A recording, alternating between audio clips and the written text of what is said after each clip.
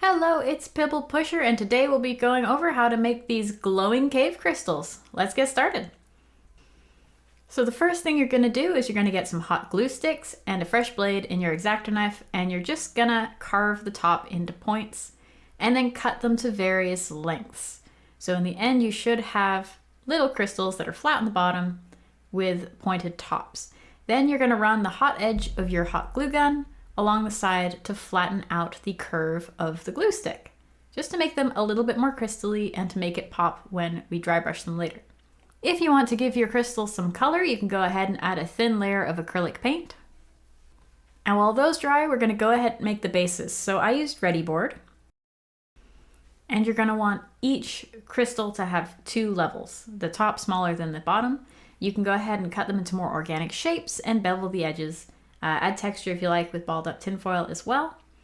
And then we want to get ready to put the electronics in to make it glow. So on the bottom layer, you're going to cut a hole that is large enough to house your battery. Once you have a slot that's big enough, you're going to go ahead and put a little bit of hot glue around the edge and just glue your top layer to the bottom. Make sure to cover your hole. Then you're going to get your LED diodes. You can choose to use a different color of light. I like to go with white so that the color I painted the crystal is the only color it glows, but follow your heart. You'll have two wires poking out of the bottom of your diode, and we're going to go ahead and stab those into the top of our terrain piece.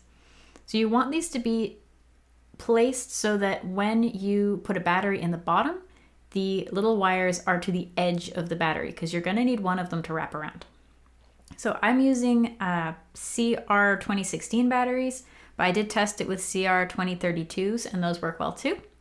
And all you're going to do is you're going to fold one side of the diode over, stick your battery in, and put the other diode on the bottom side. If you're having trouble getting a connection, I've had great success using little magnets to just kind of make that connection a little bit more solid and also to help hold it together while you flip it right side up. To make your diode fit in your crystal, you can use a hot glue gun, let it really heat up, and just press it without pulling the trigger into the bottom of one of the larger crystals that you've built until you get kind of a recess on the inside of the crystal that's about the right depth. Then you just place it over your light and hold it until it dries. If you need to, you can add a little bit more glue around the bottom to help it stand up straight. But that might not be necessary because we are going to surround it with a few more crystals just to hold it upright. These ones won't necessarily have LEDs in them, but they'll just help with rigidity and to hide the base, make it look a little bit more organic. I do recommend doing them in clusters. They just look better that way.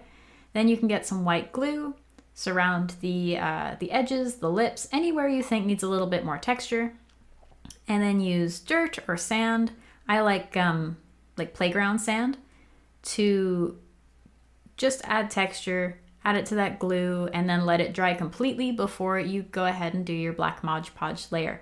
This will add a lot of texture, a lot of life, and when you do your dry brush, it'll really pop. So here's our clusters so far. Each one has one diode in it. And we're gonna go ahead and use our black Mod Podge to kind of seal everything in, tamp everything down, and give us a nice base coat. Here's the finished result after some flocking and some dry brushing. I'm super happy with how this turned out. There's a link to the full written tutorial in the description, and until next time, happy crafting.